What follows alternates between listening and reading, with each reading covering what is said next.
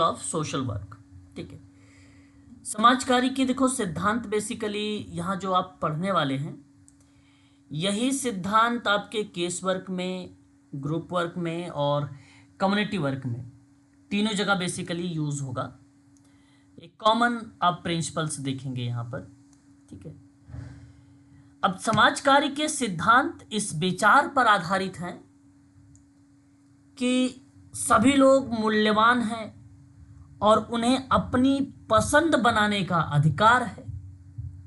तो सामाजिक कार्यकर्ता इन सिद्धांतों का उपयोग सेवार्थी को उसकी समस्या का समाधान खोजने में मदद करने के लिए करता है, इन प्रिंसिपल का प्रयोग या इस सिद्धांत का प्रयोग। हालांकि सबसे पहला सिद्धांत अगर मैं बात करूं तो मानव गरिमा का सिद्धांत एक होता है जो कि आप पढ़ेंगे आगे समाज कल्याण प्रशासन में। मानव गरिमा का सिद्धांत वहां देखने को मिलता है सॉरी। परंतु यहां पर भी अगर हम बात करते हैं तो पहला पार्ट शामिल होता है। कारण यह है कि सामाजिक कार्यकर्ता का मानना है कि सभी लोगों में अंतर्निहित मूल्यों और गरिमा होती है।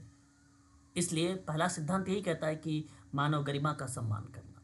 उसके बाद की बात है आत्मनिर्णय, गैर निर्णायक, व्यक्तिकरण, गोपनीयता, नियंत्रित भावनात्मक, भावनाओं के उद्देश्यपूर्ण अभिव्यक्ति, गोपनीयता इत्यादि टाइप की जो सिद्धांत है वो बाद की चीज़ें रिप्रेजेंट होती हैं। तो समाज कार्य मानव अधिकार और सामाजिक न्याय को बनाए रखने के लक्ष्य से प्रेरित होता है। तो उन संदर्भ में इन सिद्धांतों का प्रयोग किया जाता है। जैसे पहला सिद्धांत है स्वीकृति का सिद्धांत। स्वीकृति का मतलब होता है, हम सभी को पता है, बेसिकली एक्सेप्टेंस का सिद्धांत हम लोग इसको बोलते हैं, या इसे अनुमोदन का भी सिद्धांत कहा जाता है ना। इन संदर्भ में अगर मैं बात करता हूं क्या कहा जा रहा है, इस चीज को थोड़ा सा ध्यान दीजिएगा आप लोग। ठीक है। इस सिद्धांत में इसमें कहा गया है कि जो स्वीकृति सिद्धांत है वो सामाजिक कार्यकर्ताओं और क्लाइंट या सेवार्थी के बीच आपसी सम्मान और स्वीकृति पर बल देता है। प्रभावी हस्तक्षेप के लिए दोनों पक्षों को एक दूसरे को स्वीकार करना चाहिए। क्लाइंट को भरोसा होना चाहिए कि सामाजिक कार्यकर्ता उनकी समस्याओं को समझ सकता है और उनकी मदद कर सकता है, जबकि कार्यकर्ता को बिना किसी पूर्वाग्रह और व्यक्तिगत निर्णय के ग्राहकों को स्वीकार करना चाहिए। स्वीकृति का सिद्धांत अनुमोदन का सिद्धांत होता है। इसे अनुमोदन का सिद्धांत भी कहा जाता है। इसमें कार्यकर्ता के सामने क्लाइंट जिस भी परिस्थिति में है या जिस भी अवस्था में है उस प्रक्रिया में उसे क्या कर लेना है, एक्सेप्ट कर लेना है, यानी उसे स्वीकार लेना है। ठीक है। यही देखिए जो है क्लाइंट को भरोसा भी होना चाहिए कि भाई सामाजिक कार्यकर्ता जो है उसकी समस्या का जो है समाधान भी कर देगा। तो जाहिर सी बात है वहाँ पे घनिष्ठता या संबंध बन जाता है ना। जब कार्यकर्ता को बिना किसी पूर्वाग्रह और व्यक्तिगत निर्णय से उस क्लाइंट को स्वीकार कर लेता है तो उस परिस्थिति में हम उसे कहते हैं कि अनुमोदन का ये सिद्धांत है या स्वीकृति का सिद्धांत है। ठीक है। आगे बढ़ते हैं। इसी के संदर्भ में कुछ प्रमुख बिंदु हैं, जैसे दो बिंदु मैंने लिया है। एक है ग्राहक का विश्वास यानी क्लाइंट का विश्वास, और दूसरी तरफ है कार्यकर्ता का स्वीकृति, कार्यकर्ता की स्वीकृति। क्लाइंट का विश्वास का मतलब है कि एक प्रकार से ट्रस्ट। तो ग्राहक को अपने मुद्दों को सुलझाने के लिए कार्यकर्ता की क्षमता पर विश्वास होना चाहिए, है ना। ग्राहक या क्लाइंट को अपने मुद्दे को सुलझाने के लिए कार्यकर्ता की क्षमता पर विश्वास होना चाहिए। उस परिस्थिति में यह बताया गया है कि क्लाइंट का विश्वास, कार्यकर्ता की स्वीकृति इसमें है। दूसरा प्रमुख बिंदु कहा गया है कि कार्यकर्ता को व्यक्तिगत पूर्वाग्रह या पिछले अनुभवों से प्रभावित हुए बिना ग्राहक या क्लाइंट की वर्तमान स्थिति को स्वीकार कर लेना चाहिए। आज वर्तमान परिस्थिति में क्लाइंट जिस भी स्थिति में है, कार्यकर्ता को उस परिस्थिति को वहां पे स्वीकार कर लेना चाहिए। यही होता है स्वीकृति का सिद्धांत, यही होता है स्वीकृति का सिद्धांत। एक एग्जाम्पल है, जरा समझिएगा कि एक सामाजिक कार्यकर्ता जिसका अतीत में शराब के साथ एक कठिन अनुभव रहा है, एक कठिन अनुभव रहा है, उसे वर्तमान में इसी तरह के मुद्दों से जूझ रहे क्लाइंट के साथ काम करने की अपनी क्षमता को प्रभावित नहीं होने देना चाहिए।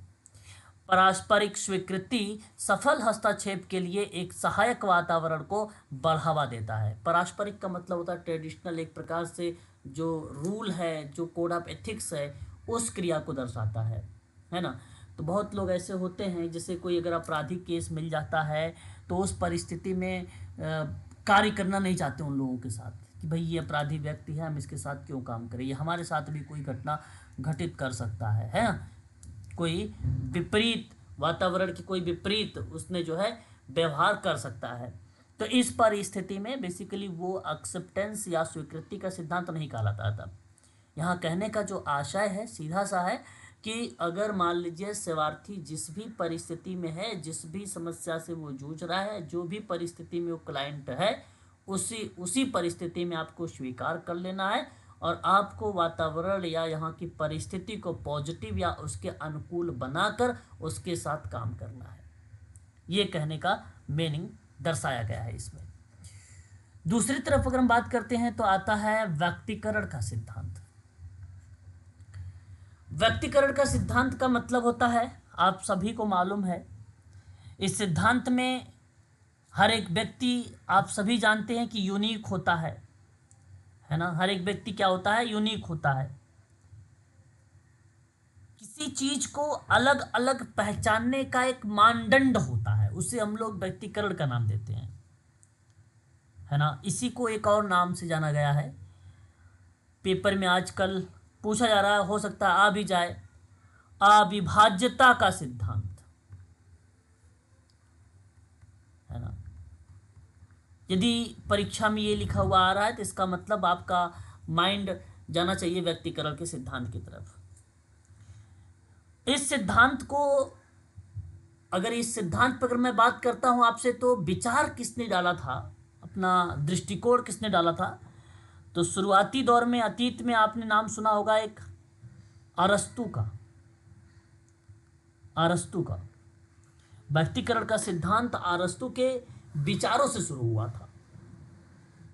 मध्य युग दार्शनिक में नाम देखने को मिला स्कॉटस का नाम, पुनर्जागरण में नाम मिला फ्रांसिस्को जो सुआरेज और बैरन का नाम मिला।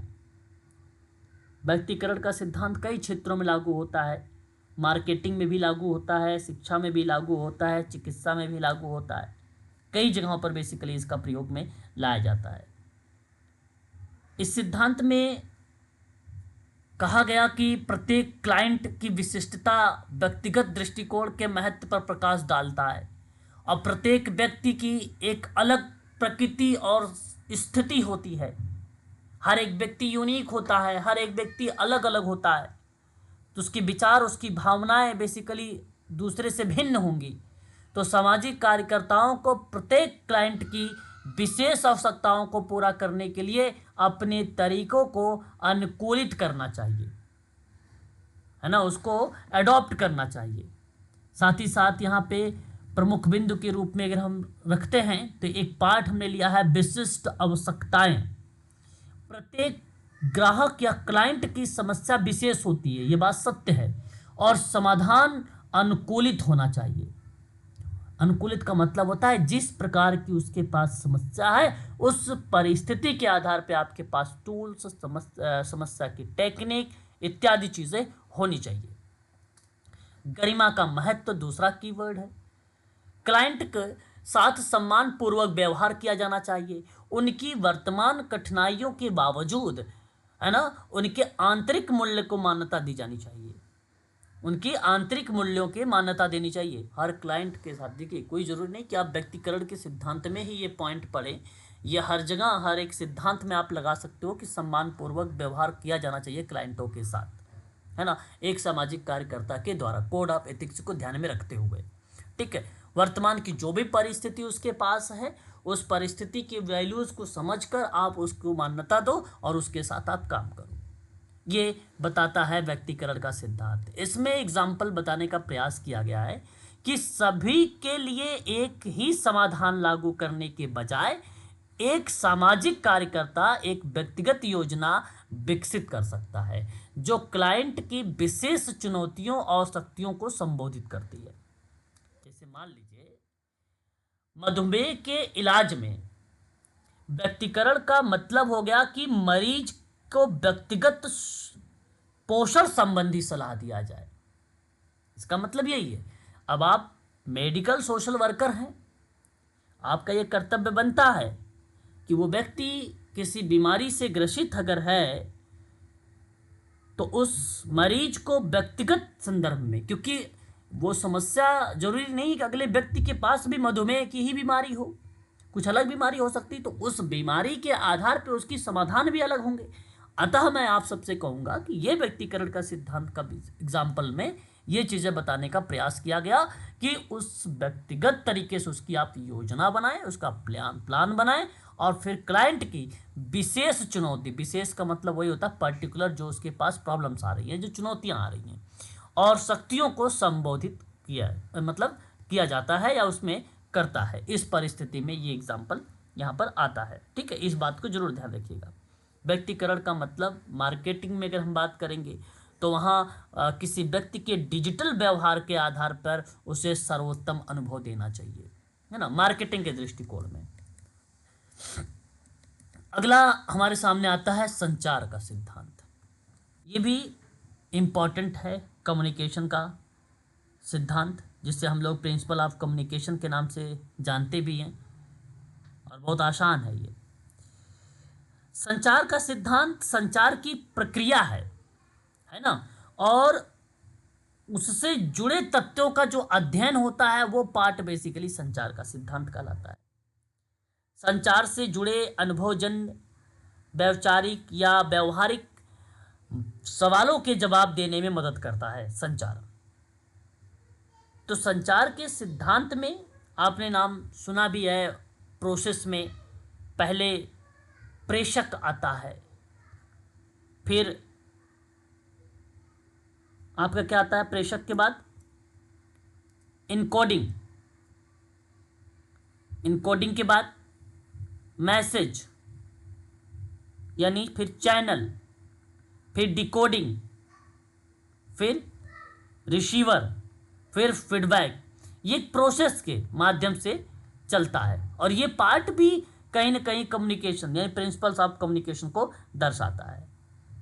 एक प्रभावी संचार का सिद्धांत तब माना जाएगा जब आपके द्वारा कोई भी कम्युनिकेशन हो रहा है वो प्रभावी हो। आप जब किसी बात को सही तरीके से सक्रिय होकर आप सुन रहे होते हैं, आप समानुभूत, सम्मान, अशाब्दिक संचार, प्रतिक्रिया, अनुकूलनशीलता जैसे सिद्धांतों को ध्यान में रखकर आप प्रभावी बनाते हैं, तो उस परिस्थिति में हम इसे कह सकते हैं कि ये एक प्रकार का कम्युनिकेशन है। किसके अंतर्गत? समाज कार्य के अंतर्गत। इसमें कहा भी गया कि समाज कार्य में प्रभावी संचार मौलिक है। इसमें मौखिक और अशाब्दिक दोनों तरीके शामिल है और मुद्दों को समझने और हल करने के लिए यह महत्वपूर्ण होता है। गलत संचार से भ्रम की स्थिति पैदा हो जाती है और प्रगति में बाधा आ जाती है। उस परिस्थिति में मतलब आप देख लीजिए, अगर मैं आपसे कहूं कि जितने भी संचार के प्रकार हैं, समझ रहे हैं, जितने भी कम्युनिकेशन के टाइप हैं या उसके प्रकार हैं, वो सभी प्रकार यहाँ पर आपके शामिल हो जाएंगे। मौखिक संचार, अशाब्दिक संचार, लिखित संचार, दृश्य संचार, कई टाइप के संचार बेसिकली जाने जाते हैं या उसको कहा जाता है ना। और संचार के जैसे माध्यम क्या, आप टेलीफोन है आज के समय में, सॉरी टेलीफोन नहीं, मोबाइल सेवा है, चैट है, समाचार पत्र है, ईमेल है, फैक्स है, रेडियो है, टेलीविज़न है कि नहीं, सिनेमा है, ये सभी क्या है, ये एक प्रकार के संचार के एक प्रकार से पार्ट है, उसके एग्जाम्पल रहे हैं, उसके एग्जाम्पल रहे हैं। ठीक है, इस बात को आप सभी लोगों को ध्यान में रखना होगा। ठीक है, आगे बढ़ते हैं। आगे की पार्ट में देखते हैं कीवर्ड क्या क्या है। एक है मौखिक और दूसरा है अशाब्दिक। ये दोनों प्रकार के संचार महत्वपूर्ण होते हैं। मौखिक में बोले गए लिखे गए शब्द शामिल होते हैं, जबकि अशाब्दिक संचार में इशारे क्रियाएं शामिल की गई हैं। इशारे क्रियाएं जो है शामिल किया गया है इसके अंतर्गत। देखिए सुनिएगा मेरी बात को ध्यान से। अशाब्दिक संचार क्या होता है? संकेत के माध्यम से, या आप इसे कह लीजिए कि नॉन वर्बल कम्युनिकेशन है। तो बिना जैसे अगर मैं आपसे कहूं कि शब्द रहित संदेशों को भेजना और प्राप्त करना, जो संप्रेषण होगा शब्द रहित, वो क्रिया बेसिकली अशाब्दिक संचार का पार्ट होगा। शब्दों या बोली जाने वाली भाषा के उपयोग के बिना एक व्यक्ति से दूसरे व्यक्ति तक सूचना का जब हस्तांतरण होगा तो वो पार्ट अशाब्दिक होगा। जैसे आप चेहरे के हाव भाव से कह सकते हो, शारीरिक मुद्रा से बोल सकते हो, या उसकी स्थिति देख कर समझ जाते हो। उस परिस्थिति में ये क्या कहलाता है? शाब्दिक संचार कहलाता है, सॉरी अशाब्दिक संचार कहलाता है। लेकिन जब मैं शाब्दिक की बात करूं या इसे मौखिक संचार का बात करूं तो इसका मतलब होता है कि जहां शब्दों और वाचिक ध्वनियों के जरिए सूचनाओं का आदान प्रदान हो रहा हो, उस परिस्थिति में तो सामाजिक कार्यकर्ता ये काम करता है। यह संचार सबसे आम तौर पर, जैसे अगर मैं बात करूं तो प्रेषक और प्राप्तकर्ता। प्रेषक का मतलब सामाजिक कार्यकर्ता और प्रेषक का मतलब क्लाइंट, किसी माध्यम के जरिए अपने विचारों का आदान प्रदान कर रहे हैं। आमने सामने बातचीत करके हो सकता है, फोन पर बातचीत हो सकती है, वीडियो कॉन्फ्रेंस हो सकता है, रेडियो हो सकता है, ट्रांजिस्टर हो सकता है, और साक्षात्कार भी हो सकता है ना। तो एक तीव्रगामी संचार होता है ये जो मौखिक संचार है, ये तीव्रगामी संचार होता है। निर्णय लेने में बड़ी आसानी होती है इसमें, स्पष्ट रूप से बोलना चाहिए इसमें, है ना। दूसरों के साथ संवाद करते समय बड़बड़ाना नहीं चाहिए। बातचीत के दौरान ध्यान केंद्रित रखना चाहिए आप लोगों को। बातचीत के अनुरूप शब्दों का इस्तेमाल करना चाहिए। बिना चेतावनी के विषय नहीं बदलना चाहिए। ऐसा नहीं रैंडम में आपने पहले बताया नहीं, आपने सब्जेक्ट को ही बदल दिया। तो कम्युनिकेशन संचार बहुत इंपॉर्टेंट होता है। ऐसा संचार होना चाहिए कि जो आपकी बात सेवार्थी समझ सके और सेवार्थी की बात आप समझ सके। और इसी तरीके के संचार होते हैं। एक तो या तो आपके मौखिक संचार हो सकते हैं, या तो फिर आपके अशाब्दिक संचार हो सकते हैं। दूसरा है गलत फहमी से बचना। गलत फहमी से बचने के लिए सामाजिक कार्यकर्ता को अपने और अपने ग्राहकों यानी क्लाइंटों के संचार पर ध्यान देना चाहिए। गलत फहमियों से अगर बचना है तो इसके संदर्भ में आपको फोकस करना चाहिए कि जो क्लाइंट बोल रहा है कम्युनिकेशन में वो कहाँ तक शुद्ध है, कहाँ तक अशुद्ध है, उसके आइडेंटिफाई करने की बात कर रहा है यहाँ पे। और उसके जो बातें हों या जो उसके द्वारा बताई जा रही हैं डेटा, वो डेटा स्पष्ट होना चाहिए, क्लियर होना चाहिए वो डेटा। इनके संदर्भ में बताने का प्रयास किया जा रहा है। उसके बाद कुछ एग्जाम्पल यहाँ पर है। एक कि एक सामाजिक कार्यकर्ता को यह सुनिश्चित करना चाहिए कि वे न केवल क्लाइंट की बात को समझे बल्कि शारीरिक भाषा और भावनात्मक स्थिति को भी समझे, जो मौखिक संचार को अतिरिक्त संदर्भ प्रदान कर देता है। और ये अच्छा एग्जाम्पल है, इस चीज़ को भी ध्यान रखिएगा, क्योंकि यूजीसी नेट में अप्लाइड टाइप के सवाल बनाए जाते हैं। तो इस तरीके हुबहू यही एग्जाम्पल भी लिख सकता है आपके सामने, है ना। तो इस परिस्थिति में ये जो पार्ट बनेगा ये समाज कार्य के संचार के सिद्धांत का पार्ट बनेगा। इस बात को जरूर ध्यान में रखें। एक आता है आपके सामने कॉन्फिडेंशियल यानी गोपनीयता का सिद्धांत। गोपनीयता का सिद्धांत बहुत इंपॉर्टेंट ये भी प्रिंसिपल है गोपनीयता का, यानी किसी बात को सीक्रेट रखना होता है। इस परिस्थिति में हम लोग इसको गोपनीयता का सिद्धांत के नाम से संबोधित करते हैं या जानते भी हैं।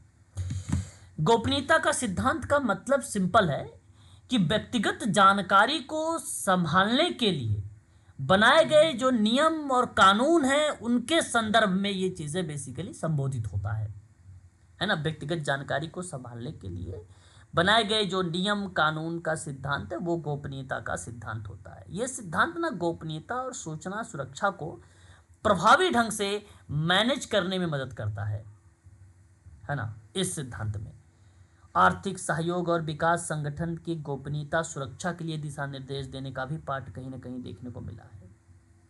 गोपनीयता का सिद्धांत का पालन करने से ना व्यक्तिगत जानकारी का कानूनी तरीके से इस्तेमाल किया जा सकता है। फिर गोपनीयता का सिद्धांत का पालन करने से व्यक्तिगत जानकारी को सुरक्षित रखा भी जा सकता है। गोपनीयता के सिद्धांत का पालन करने से सेवा लेने वाले लोगों को या सेवा लेने वाला सेवार्थी के कल्याण को सर्वोपरि रखा जा सकता है। ये पाठ भी देखने को मिल सकता है। तो कहने का आशय यहाँ पर है कि सामाजिक कार्यकर्ता और क्लाइंट के बीच विश्वास बनाने के लिए गोपनीयता बहुत जरूरी है। ग्राहकों को निजी जानकारी साझा करने की, सुरक्षित महसूस करने की जरूरत होती है। उन्हें पता होना चाहिए कि इसे निजी रखा जाएगा और उचित तरीके से इस्तेमाल किया जाएगा। ये क्लाइंट को पता होना चाहिए, तभी डेटा आपको देगा, अदरवाइज डेटा नहीं देगा। तो इस प्रक्रिया में ये गोपनीयता का सिद्धांत थोड़ा सा इंपॉर्टेंट बन जाता है। इस बात को भी आप जरूर ध्यान में रखेंगे। यहाँ पे भी दो कीवर्ड्स हैं। एक कीवर्ड है आपका विश्वास, तो दूसरा कीवर्ड जो मेंशन किया गया है सीमाएं। ट्रस्ट मतलब विश्वास, कहता है कि क्लाइंटों को विश्वास होना चाहिए कि उनकी जानकारी का विवेकपूर्ण प्रबंधन किया जाएगा, यानी मैनेजमेंट किया जाएगा। ये पता होना चाहिए क्लाइंट को कि हमारी जो डेटा हमारे द्वारा जो बताया जा रहा है वो गोपनीय रहेगा। ठीक है। सीमाएं, यद्यपि गोपनीयता आवश्यक है, फिर भी इसमें अपवाद भी है। जैसे कि जब ग्राहक या अन्य को नुकसान से बचाने के लिए जानकारी की आवश्यकता हो, तो उस परिस्थिति में हम क्या करते हैं, बात को शेयर करते हैं। जैसे मैं अगर आपसे कहूँ, अच्छा ऐसी प्रक्रिया में आप क्लाइंट से पूछ भी सकते हो। मान लीजिए एक क्लाइंट है, उसको स्पीच थेरेपी की ज़रूरत है। अब आपने हायर कर दिया, आप मेडिकल सोशल वर्कर हैं, आपने मैनेजमेंट कर दिया कि इसको स्पीच की भी ज़रूरत है। तो इस परिस्थिति में आप उस क्लाइंट से बात कर सकते हो कि आपको नेक्स्ट डेज आपकी जो क्लास होने वाली है वो स्पीच की होने वाली है, क्योंकि आप में थोड़ा सा वोकल में या उच्चारण में या प्रोनाउंसिएशन में थोड़ी सी दिक्कतें आ रही, तो उस परिस्थिति में आप यहाँ पर इस चीज़ को लागू कर सकते हो। तो ये चीज़ें होती है, और हालांकि बता के करोगे तो सबसे बेटर माना जाता है। आगे कह रहा है कि एग्जाम्पल में कि एक सामाजिक कार्यकर्ता को जटिल परिस्थितियों से निपटना पड़ सकता है। एक सामाजिक कार्यकर्ता को, जहां क्लाइंट के लाभ के लिए गोपनीय जानकारी को अन्य पेशेवरों का मतलब होता है व्यवसायिक एक प्रकार के, या व्यवसायिकों या सामाजिक कार्यकर्ताओं भी कह सकते हो, है ना। तो उनके साथ साझा किया जाना आवश्यक है। बात देखो वही है कि जो अन्य पेशेवर हैं, जैसे मान लीजिए स्पीच थेरेपिस्ट था, वो फिजियोथेरेपिस्ट हो सकता है, योगा टीचर हो सकता है, बीएम का टीचर हो सकता है, बिहेवियर मॉडिफिकेशन का। तो उस परिस्थिति में आपको उसके बारे डेटा आपको उसको साझा करना पड़ेगा, जानकारी आपको देनी पड़ेगी उसके बारे में कि ये प्रॉब्लम है भाई, इसकी वजह से इस तरीके से दिक्कतें आ रही है, क्योंकि वो तीसरा व्यक्ति वहाँ पे इन्वॉल्व हो रहा है ना, इसलिए आपको जानकारी देनी पड़ रही है। लेकिन यह काम सावधानी और सम्मान के साथ किया जाना चाहिए। ठीक है, ये चीज़ ध्यान रहे। इसलिए गोपनीयता का सिद्धांत बहुत इंपॉर्टेंट माना जाता है परीक्षा के दृष्टिकोण से। आगे बात करते हैं आत्मनिर्णय का सिद्धांत। ये सिद्धांत भी इंपॉर्टेंट है, आत्मनिर्णय का सिद्धांत सोशल वर्क में। अगर मैं इस सिद्धांत के दृष्टिकोण से अगर आपसे बात करता हूं, तो इसका मतलब होता है कि व्यक्तियों की प्रेरणा और व्यक्तित्व को समझने में मदद करता है आत्मनिर्णय का सिद्धांत। ये जो आत्मनिर्णय का सिद्धांत है, ये व्यक्तियों की प्रेरणा और व्यक्तित्व को समझने में मदद करता है। ये सिद्धांत बताता है आंतरिक प्रेरणा, आंतरिक प्रेरणा, और आंतरिक प्रेरणा के 3 मनोवैज्ञानिक जरूरतों पर निर्भर है। 3 मनोवैज्ञानिक जरूरतें हैं आंतरिक प्रेरणा, क्योंकि आत्मनिर्णय आंतरिक प्रेरणा से आ रही है, और आंतरिक प्रेरणा 3 चीजों पर निर्भर है। एक है स्वायत्तता, दूसरा है क्षमता, तीसरा है संबद्धता। ठीक है, ये 3 शब्द शामिल हैं। देखो, स्वायत्तता का मतलब क्या होता है? स्वायत्तता का मीनिंग सिंपल है, आप लोग इंडिपेंडेंस से चीज़ों को रिलेट करा सकते हो। किसी व्यक्ति या समूह या समुदाय का अपने फैसले लेने की आज़ादी, इंडिपेंडेंट, वो स्वायत्तता शब्द है। फिर से सुनो, ऑटोनॉमी का मतलब होता है स्वायत्तता। कहने का मतलब है किसी व्यक्ति या समूह का अपने फैसले लेने की आज़ादी स्वायत्तता कहलाती है। और ये शब्द रिलेट कराता है आत्मनिर्णय को, आत्मनिर्णय को। दूसरा शब्द है क्षमता। क्षमता एक प्रकार से कैपेबिलिटी आप कह सकते हैं, योग्यता कह सकते हैं। मतलब किसी व्यक्ति की योग्यता, सामर्थ्य या शक्ति दर्शाती है क्षमता को, या किसी व्यक्ति के पास मौजूद कौशल सेट होता है। क्षमताएं जैसे शारीरिक हो गई, मानसिक हो गई, दो तरीके की क्षमताएं होती हैं। क्षमता का निर्माण हमेशा होता रहता है, कैपेसिटी का। क्षमता निर्माण में आपदा प्रबंधन में मदद करता है। क्षमता निर्माण में व्यक्तिगत प्रशिक्षण, संगठनात्मक विकास, संस्थानिक विकास जैसे तत्व भी शामिल होते हैं, वो पार्ट भी इसके अंतर्गत आता है। एक आता है संबद्धता। संबद्धता बहुत ही आसान शब्द है, किसी समूह या व्यक्ति से जुड़ना संबद्धता दर्शाता है, या संयुक्त होना, आप सिंपल शब्दों में कह लो, संयुक्त होना या मिलना। ये एक व्यक्तिपरक अनुभव होता है। ये क्या होता है? व्यक्तिपरक अनुभव होता है। अब देखो, मैं कहता भी हूँ कि सोशल वर्क में व्यक्तिपरक पे कम बल दिया करो, वस्तुपरकता पर ज़्यादा बल दिया करो, है ना, तो वो सही बात होती है। परंतु क्योंकि एग्जाम हम बात कर रहे हैं सिद्धांतों में, तो आत्मनिर्णय की बात ही दर्शाती है भाई। आत्मनिर्णय का जो सिद्धांत है वो यही दर्शाता है प्रेरणा और व्यक्तित्व को समझने में मदद। तो इसका मतलब है कि वो व्यक्तिपरक पर ही बल देगा, है ना। तो इसी के मुताबिक, इस सिद्धांत के मुताबिक अगर मैं आपसे मिला जुला के सारी बात कहूँ, तो लोग तब सबसे ज्यादा प्रेरित और संतुष्ट होते हैं जब इन तीन जरूरतों का अनुभव होता है उनके पास, है ना। सबसे ज्यादा प्रेरित और संतुष्ट होते हैं जब उन्हें तीन जरूरतों का अनुभव उनके पास होता है, ठीक है। तो मानव व्यवहार को समझने में अगर मदद करेगा तो कौन? आत्मनिर्णय का सिद्धांत। आत्मनिर्णय का सिद्धांत युवाओं के व्यवहार परिवर्तन में यदि सबसे ज्यादा मदद करता है तो वो सिद्धांत है कौन? आत्मनिर्णय का सिद्धांत। युवाओं के लक्ष्य को हासिल करने में यदि कोई मदद करता है तो वो है सिद्धांत कौन? तो आत्मनिर्णय का सिद्धांत। इस प्रक्रिया में, या आप ये भी कह सकते हो कि पर्यावरण समर्थन को भी ये कहीं ना कहीं बढ़ावा देता है आत्मनिर्णय का सिद्धांत। तो जरा सुनिए इसमें क्या है कि यह सिद्धांत क्लाइंट के अपने निर्णय लेने के अधिकार को रेखांकित करता है।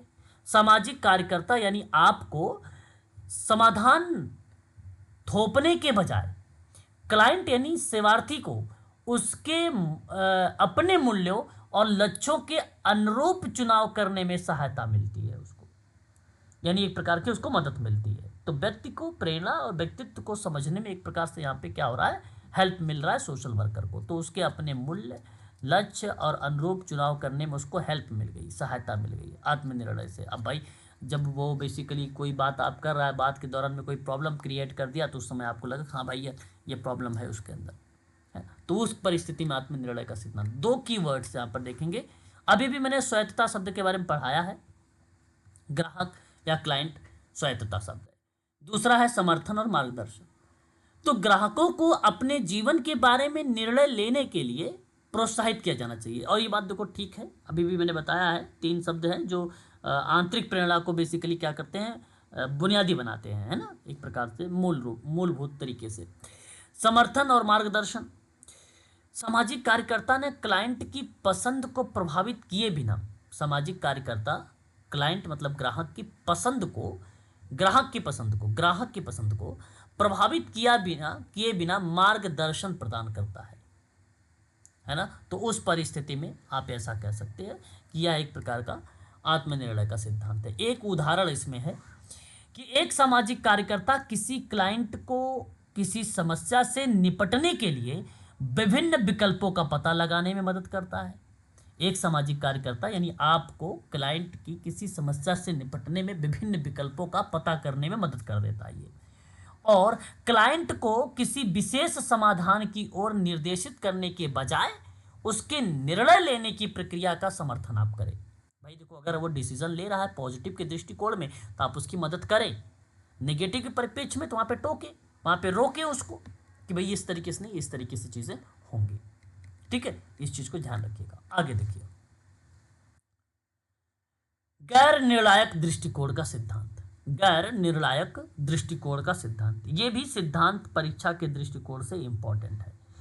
हर एक सिद्धांत से सवाल बनाए जाते हैं, उसके डीप में भी, इसलिए थोड़ी सी पिछले साल की अपेक्षा जो हम लोगों ने स्टडी किया था उससे आप यहाँ पे डिफरेंट आप देख भी रहे होंगे। पीडीएफ भी इसी तरीके से आपको पूरी यूनिट के डिफरेंट ही पीडीएफ आपको आप लोगों को इस बार प्रोवाइड कराए भी जाएंगे, है ना। और ताकि थोड़ा सा डीप में जाने की कोशिश की जाएगी, और वो भी ट्रेडिशनल शब्दों के साथ, है ना। तो इसलिए चीज़ों को आप लोग थोड़ा सा समझने का प्रयास करेंगे और कॉपी पर नोट भी करेंगे। इन केस अगर कोई परिस्थिति में नहीं समझ में आ रहा तो आप लाइव हो हमसे तुरंत जो है हमें बता सकते हो कि सर इसका मीनिंग आप थोड़ा सा बताएं। ठीक है, तो अभी तक बात समझ में आ रही सबको? एक बार क्लियर करिएगा, स्पष्टीकरण करिएगा प्लीज। Ji sir. चलिए, बहुत बढ़िया है, फिर तो बहुत अच्छी बात है। चलिए एक और चलते हैं आगे। यहाँ पे एक सिद्धांत, गैर निर्णायक दृष्टिकोण का सिद्धांत। गैर निर्णयात्मक दृष्टिकोण का मतलब है कि किसी व्यक्ति के विचार, कार्य और प्रतिक्रियाओं पर निर्णय ना लेने का सिद्धांत। क्योंकि गैर निर्णयात्मक है ये। फिर से सुनिए, किसी व्यक्ति के विचारों और कार्यों और प्रतिक्रियाओं पर निर्णय ना लेने का जो सिद्धांत है वो है गैर निर्णायक दृष्टिकोण का सिद्धांत। यह सिद्धांत ना किसी व्यक्ति को बिना किसी निर्णय के सुनने और समझने पर आधारित होता है। और मैं आपको बता दूं कि गैर निर्णायक दृष्टिकोण को अपनाने से हम दूसरों के प्रति सहानुभूति रख पाते हैं और उन्हें समझ पाते हैं, यह सिद्धांत के थ्रू। अब ध्यान देने वाली बात है कि सहानुभूत और समानुभूत, सिंपैथी यानी एम्पैथी शब्द कौन से सिद्धांत में आता है, तो ये चीज ध्यान रखना कि गैर निर्णायक दृष्टिकोण में आता है। और गैर निर्णायक दृष्टिकोण के अंतर्गत देखिए क्या कहा जा रहा है कि सामाजिक कार्यकर्ताओं को बिना किसी पूर्वाग्रह मतलब भेदभाव के क्लाइंटों से संपर्क करना चाहिए। ये बात तो सही है भाई, आपको किसी भी व्यक्ति के साथ भेदभाव नहीं करना चाहिए, चाहे वो मेल हो चाहे फीमेल हो। और उनकी स्थिति या चरित्र के बारे में निर्णय बनाने के बजाय सहायता प्रदान करने पर विशेष ध्यान देना चाहिए। उनकी स्थिति और चरित्र के बारे में निर्णय बनाने के बजाय आप उनकी विशेषता मत बताइए, उनके चरित्र मत बताइए कि बहुत बढ़िया है, आप बहुत अच्छे हैं, बहुत ठीक हैं। उनकी स्थिति में बताइए आप बहुत अच्छी पोजीशन पे हैं, आप बुरी पोजीशन पे नहीं। उसके बजाय आप उसकी हेल्प करने में, उसकी जहाँ प्रॉब्लम है उसकी सहायता करने में उसकी मदद करें आप। ऐसा कहने का प्रयास करता है गैर निर्णायक दृष्टिकोण का सिद्धांत, विदाउट भेदभाव के। इसमें दो कीवर्ड है, वस्तुनिष्ठता और सम्मान। व्यक्तिनिष्ठता आपके निर्णायक सिद्धांत के अंतर्गत आ रहा था, इसके ऊपर वाले में ये गैर निर्णायक है, वो आत्मनिर्णायक था, वो मीनिंग वही थी। तो वस्तुनिष्ठता सामाजिक कार्यकर्ताओं को व्यक्तिगत पूर्वाग्रह के बजाय व्यावसायिक समझ के आधार पर सहायता प्रदान करती है, और ये बात वस्तुनिष्ठता है। तो भाई व्यक्तिगत पूर्वाग्रह होगा तो वो थोड़ी ना वस्तुनिष्ठता होता है, वो तो व्यक्तिनिष्ठता होता है, या आप इसे कह लीजिए व्यक्तिपरक कह लीजिए। वो व्यक्तिपरक होता है, वो क्या होता है, व्यक्तिपरक होता है ना। तो इसके बजाय ना वो प्रोफेशनल हो गया ना, और प्रोफेशनल होता कौन है, वो विषय वस्तु होता है।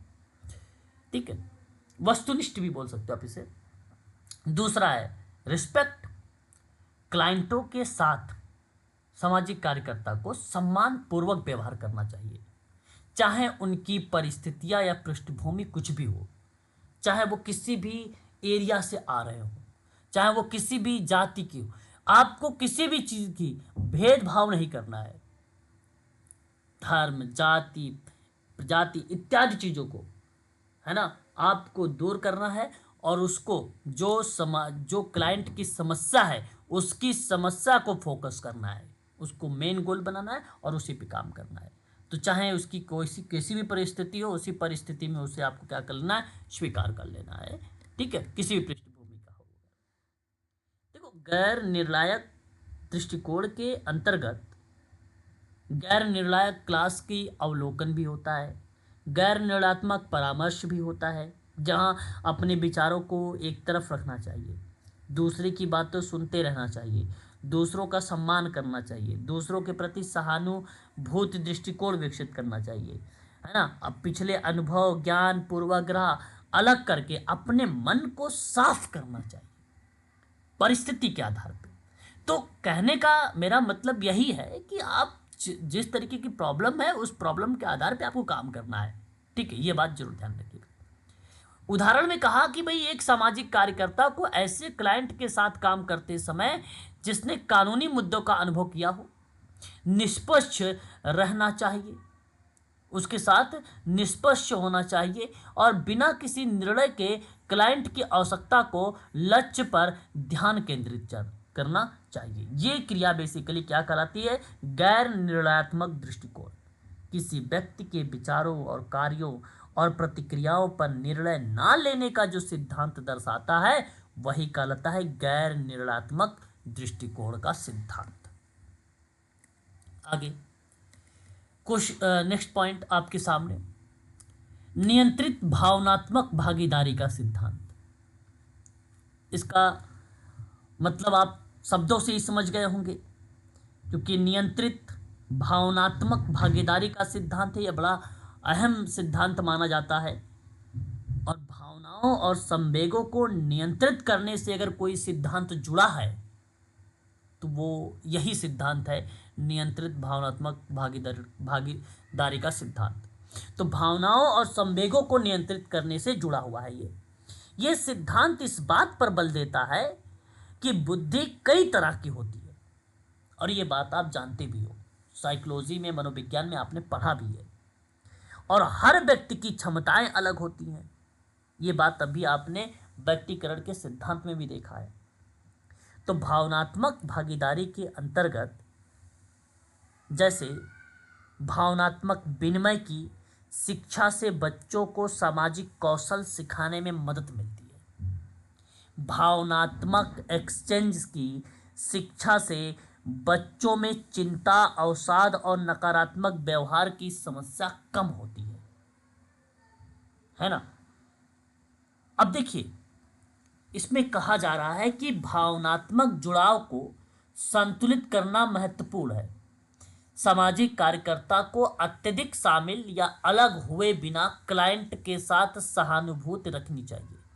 एक पेशेवर या व्यावसायिक और प्रभावी संबंध बनाए रखना चाहिए, और ये बात सही भी है। आगे यहाँ पर आपके सामने दो कीवर्ड है, सहानुभूति वर्सेस अलगाव। ये सहानुभूत नहीं होगा, समानुभूत होगा, समानुभूति वर्सेस अलगाव। कहने का मतलब है कि सामाजिक कार्यकर्ता को बर्न आउट से बचने और वस्तुनिष्ठता बनाए रखने के लिए, पेशेवर दूरी बनाए रखने के लिए सहानुभूति दिखानी चाहिए। कितने लोग जानते हो बर्न आउट? बर्न आउट जानते हो? Burn out please. व्यक्तिवादी सर। ओके, सामाजिक कार्यकर्ता को बर्न आउट से बचना चाहिए, प्लीज एक बार स्पष्टीकरण करें। और भी कोई बच्चा? एक तरह का तनाव। बर्न आउट क्या होता है? एक तरह का तनाव है जो लंबे समय तक काम के दबाव या तनाव की वजह से होता है ना। आप अब लंबे समय से अगर कोई काम कर रहे हैं तो कभी कभी तनाव हो जाता है, टेंशन हो जाता है, वो बर्नआउट का पार्ट है। और यह शारीरिक और मानसिक और भावनात्मक थकान की स्थिति होती है जब इस तरीके का कोई लंबे समय तक काम के दबाव में अगर वो मान लीजिए तनाव में आ गया, उसकी वजह से उसको बर्नआउट हुआ, चाहे वो शारीरिक रूप से हुआ, चाहे वो मानसिक रूप से हुआ, चाहे वो भावनात्मक रूप से हुआ, तो उस प्रक्रिया में उस व्यक्ति को कहा गया बर्नआउट सिंड्रोम से वो व्यक्ति ग्रसित है या पीड़ित है। और पीड़ित व्यक्ति को लगातार थकान अगर महसूस हुई तो उस प्रक्रिया में वो बर्नआउट का पार्ट बन गया। जैसे मैं बताता हूं बर्नआउट के लक्षण क्या होता है। लगातार थकान बने रहना, चिड़चिड़ापन बने रहना, प्रेरणा की कमी को दर्शाना, उदासी दर्शाना, निराशा दर्शाना, अनिद्रा दर्शाना, काम में रुचि में कमी को दर्शाना, वो सभी चीजें बर्नआउट के लक्षण होते हैं या टर्म्स होते हैं। समय पर ब्रेक लेना चाहिए, अच्छा उपाय तो यही है भाई ना। स्वस्थ दिनचर्या को बनाए रखना चाहिए, नियमित व्यायाम करना चाहिए, सकारात्मक सोच रखनी चाहिए, मनपसंद काम करने चाहिए, है कि नहीं, है कि परिवार और दोस्तों के साथ समय बिताना चाहिए, भरपूर नींद लेना चाहिए, ज्यादा चिंता होने पर भी डॉक्टर से सलाह लेनी चाहिए।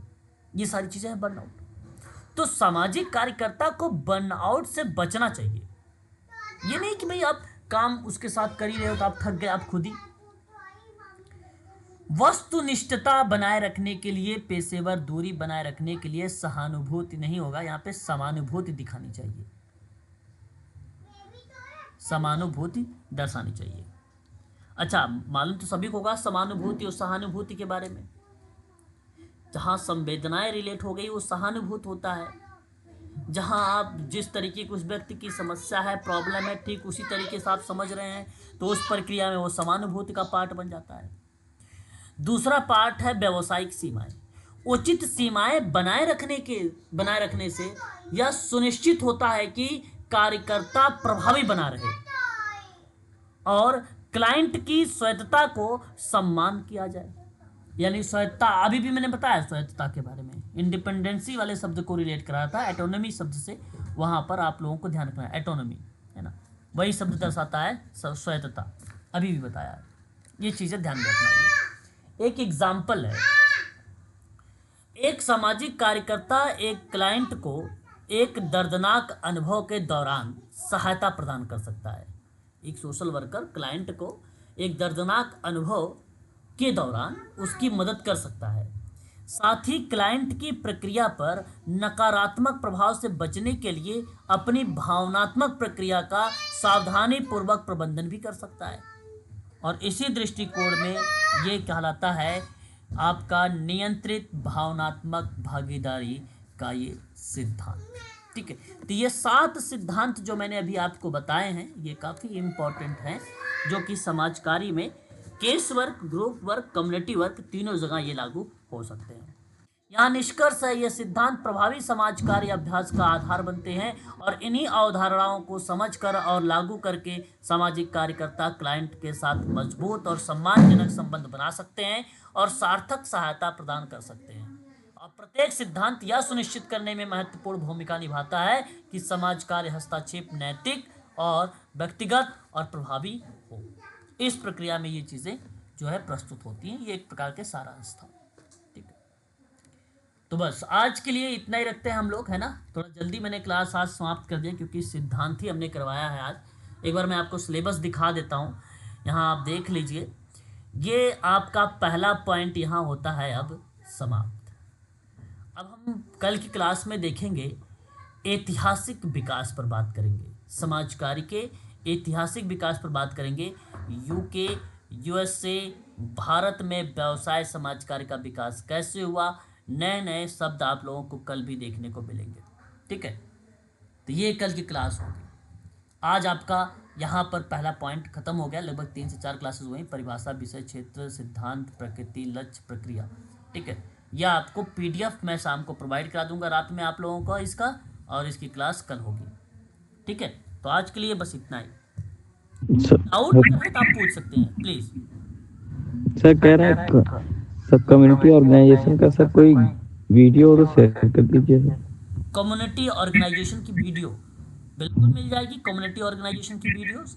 कोई क्या, उसका तो यूनिट नंबर का मैं प्लेलिस्ट ही डाल देता हूँ आपके ग्रुप में, आप देख लो वहाँ से। ठीक है, हाँ, मैं कम्युनिटी ऑर्गेनाइजेशन का प्लेलिस्ट की वीडियो जो भाई हमारी क्लास हुई है उसकी मैं वीडियो डाल देता हूँ, आप वहाँ से देख लो। ठीक है जी सर। जी थैंक यू। और भी किसी कोई डाउट है, किसी भी प्रकार का अगर डाउट है तो आप पूछ सकते हैं, है ना। सर एक बार आप पीडीएफ ओपन करेंगे जिसमें से भी हम पढ़ रहे थे केजीएम वाला। हाँ ये लीजिए, ओपन कर दिया आपके सामने, केजीएमयू वाला। सर हाँ मतलब यही वाला। सर इसमें लास्ट में ना जो उदाहरण लिखा था, वो जो आप समझा रहे थे कि मतलब कि कैसे इंसान को समझाना है या फिर उसको सहानुभूति कैसे देंगे, सर उसको सहानुभूति हम अपनी भावनाओं से देंगे। तो लेकिन जब हम किसी को गाइड करते हैं, कुछ भी करते हैं, तो हम एक लिखित तौर पे करते हैं ना गाइड को। फिर हम केजीएमयू की बात फिर कर रहे हो आप, क्या बात कर सहानुभूति रहे हो, मैं समझ नहीं पा रहा हूँ आप। जो जो टॉपिक अभी हमारा चल रहा था ना सर। तो वो तो यूजीसी नेट का था महाराज, ये रहा। हाँ जी सॉरी, हाँ ये केजीएम ही याद रहा सर। हाँ हाँ इसे डिस्कस करके यही वाला, हाँ सर यही वाला। हाँ इसमें इसमें हम क्या, सर भावनात्मक कैसे उसको वो करेंगे। देखो जैसे मैंने एक शब्द बताया ना, तदानुभूति और सहानुभूति, मैंने आपको दो शब्द बताया, सहानुभूत और तदानुभूत, ठीक है। मोती और हाँ जी हाँ, सर। जो तदानुभूति है जिसको आप इम्पैथी कहते हो, उन शब्द में आपका ये शब्द जो है शामिल होता है मैडम, भावनात्मक। कारण यह है कि अगर मैं जैसे अगर कहूँ कि अन्य व्यक्ति की भावना को समझने की क्षमता होनी चाहिए आपके अंदर। भाई जैसे कि अब मान लीजिए अगर उसके पास दुख है, तो क्या आप उसके साथ खुश रहोगे, उसके सामने खुशी का प्रतिक्रिया जाहिर करोगे? नहीं ना। तो आपको अगर वो दुखी है तो आपका फिजिकली मोमेंट भी कुछ इसी तरीके की बनेगी, भाई हाँ वो व्यक्ति के पास प्रॉब्लम है, दुखी है, इस वजह से हमें भी थोड़ी सी तकलीफ हो रही है, दुखी है हम भी। तो आपने क्या किया, वहां पे इम्पैथी दर्शाया। इम्पैथी जो शब्द होता है मैडम, वो अन्य व्यक्ति की भावनाओं को समझने की क्षमता दर्शाती है। इसीलिए तो यहाँ बताया गया कि साथ में क्लाइंट की प्रतिक्रिया पे नकारात्मक प्रभाव से बचना है और अपनी भावनात्मक प्रतिक्रियाओं को सावधानी पूर्वक उसका प्रयोग करना है। कि जैसी तरीके क्लाइंट होगा भाई उस तरीके, अब मान लीजिए क्लाइंट हंसी मजाक करता है तो आप हंसी मजाक भी तो उसमें स्माइल करोगे कि भाई उसने एक चुटकुला सुनाया या एक कमेंट कोई पास किया, है कि नहीं। तो उस परिस्थिति में आपको वहां पे उन चीजों को जोड़ना होगा। भावनात्मक प्रतिक्रिया आपके में इस शब्द के अंतर्गत जोड़े जाएंगे, है ना। बात समझ में आई कि अभी भी आपको दिक्कत हो रही है? भावनात्मक प्रतिक्रिया से नहीं सर समझ में तो आ गया। हाँ बचना है, बोलिए। लेकिन सर अगर जैसे कोई मानो अब हमारे सामने कोई क्लाइंट है, हम उसे बता रहे हैं या समझा रहे हैं, लेकिन हम अपनी भावनाओं को उसको दर्शा रहे हैं, लेकिन ऐसे कोई कमिट नहीं कर सकते ना। इट मीन्स यही है ना सर कि हाँ हम कमिट कर दे और वो चीज हम ना पूरा कर पाए। तो नहीं, आप भावनाओं को दर्शाओगे सेवार्थी के परिस्थिति के अनुकूल ना। जिस तरीके के सेवार्थी हो गए, अब ऐसे थोड़ी ना कि आप तो भाई वर्कर हो, आप अब आपके अनुसार थोड़ी ना सेवार्थी चलेगा। सेवार्थी, अब ये सोचो, मेरा कहने का मतलब ये है कि आपके जो विचार, आपकी जो प्रतिक्रियाएं, जो आपकी भावनाएं हैं, वो उसके लिए थोड़ी ना कुछ मायने रखेगी आपके। बात टॉपिक से हटिएगा मत। मेरा कहने का मतलब यहां पर यह है कि सेवार्थी की जो भावना होगी उस पे आपकी जो प्रतिक्रिया होगी, वो भावना आपको बता रहा हूं। आपकी जो भावना, आप इंडिविजुअल परिप्रेक्ष्य में कोई भावना कर रहे हो आप, ठीक है, और सोचो कि अब अपनी कहानी बताने लगे उसको, तो यहां समाजकारी में अंतरण प्रत्यंतरण हो गया। भाई मैं भी प्रॉब्लम में हूं, मैं भी प्रॉब्लम, अब अपनी समस्या उसको गाने लगी। तो अब पता चले कि आपकी बजाय वो भावनात्मक प्रतिक्रिया जाहिर कर रहा है आपके ऊपर। उल्टा हुआ कि नहीं हुआ, बताइए। ऐसा नहीं करना है। हाँ जी सर हुआ, हाँ जी। हाँ, हमें क्लाइंट के बारे में सुन के हमें क्लाइंट के अनुसार बदलना होगा, वो भावना होना चाहिए। अच्छा मतलब हमें सिर्फ उसको अपने जस्ट अर्थ फील कराने की, हाँ हमें उसकी बातों से वो है कि हम उसे समझ रहे हैं। हाँ बिल्कुल बिल्कुल, समझ गए कि हम उसकी बात को अंडरस्टैंड कर रहे हैं, बड़ी सीरियसली उसकी बात को हम ले रहे हैं, उस तरीके की भावना आपको दर्शा रहे हैं। तो इसका मतलब ये हुआ है ना कि आप उसकी बातों को बहुत ध्यानपूर्वक सुन रहे हो। ये भावनाएं की प्रतिक्रियाएं बन गई आपकी, ये बन गया आपका, है ना। तो इस परिप्रेक्ष्य में आपको करना है कार्य, यहां पर इस शब्द को दर्शाया गया है ना। बाकी अपनी कहानी बता देना हाँ जी हाँ जी, ये समझ में आ गया। तो वो अंतरण प्रत्यंतरण होता है, शब्द मैंने बताया था, जो बेसिकली बैरियर का पार्ट होता है सोशल वर्क के अंतर्गत। वो एक बाधा का पार्ट होता है कार्य करने के दौरान। ऐसे शब्द नहीं आने चाहिए वहां पे, है ना। वो चीजें हैं, ठीक है। और भी कोई डाउट? बताइए। चलिए अच्छा, तो फिर आज के लिए रखते हैं, ठीक है ना। सर कह रहे कि इसमें प्रीवियस पेपर का जो क्वेश्चन रहता है वो भी आता है क्या? किसमें? यही मतलब यूजीसी नेट में जो एग्जाम होता है वो प्रीवियस पेपर जो रहता है उसका भी क्वेश्चन दिया जाता है क्या? हाँ, मैं प्रोवाइड करूंगा PYQ भी आप लोगों को। मैं जो प्रीवियस ईयर क्वेश्चन पेपर है 2004 से लेकर 2024 तक में, ये सारे पेपर आपको दे दूंगा। अच्छा, तो उससे क्वेश्चन आता है मतलब जो भी हाँ, क्यों रिलेटिव नहीं, हो? बिल्कुल क्वेश्चन फंसते हैं, उसमें से कई क्वेश्चन आते हैं, मान के लिए कि 20% लगभग समथिंग 10% ऐसे सवाल आते हैं प्रीवियस, अच्छा, ऐसे ही आते हैं, ठीक बहु आ है। जाते हैं। ये 10-20 मैं बता रहा हूँ, बहु आ जाता है। बाकी तो प्रीवियस सवाल से ही बनाए गए क्वेश्चंस होते हैं, इर्द गिर्द बनाए गए होते हैं सारे। सर क्योंकि ना एक बुक मतलब है वो सेट का क्या तो नाम है केपी गुप्ता, तो उससे हम पहले से ही मतलब क्लास मतलब पहले ज्वाइन ही किए थे तो उससे बना रहे थे, तो वही सोचे कि बनाना है कि नहीं बनाना है, इससे केपी आता है कि गुप्ता, नहीं। केपी गुप्ता कौन सी बुक आती है? RP गुप्ता हो गए। हाँ, आरती गुप्ता। हाँ, तो उन्होंने उसी से हाँ? मैं आपको पेपर ना प्रोवाइड कराऊंगा, ठीक है। अच्छा ठीक है, आपके ग्रुप में डालूंगा, ठीक है। ठीक है सर। ठीक है, चलिए, और भी कोई डाउट?